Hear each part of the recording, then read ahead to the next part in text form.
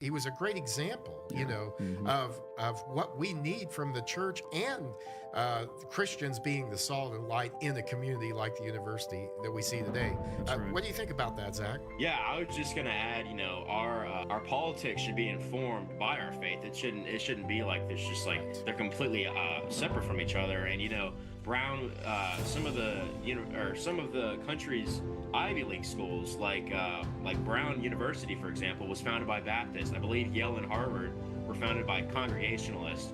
Princeton was founded by Presbyterians. I mean, all these schools, these Ivy League schools, were founded by ministers to train other ministers. And today, I feel like a lot of these schools, especially the Ivy Leagues, they've totally lost that. But he Yeah. was not afraid to go into the lion's That's den, so right. to speak. Yeah. And I hope, and do you hope? Do you guys hope that we that can continue?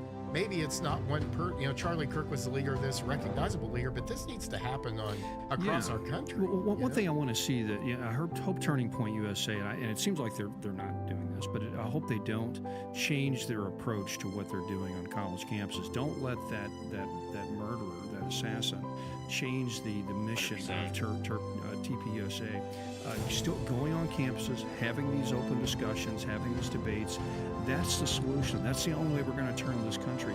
Otherwise, it's either words or bullets. And I really love this new chapter that they started at Evangel, and I think it's such a great thing because Charlie often talked about there's really been a revival of faith among Gen Z, among Gen Alpha, even some later millennials, and I really think that we're at such a pivotal time in our nation's history, and I think a lot of people have waken up, especially in light of the terrible, awful tragedy that happened just over 2 months ago now.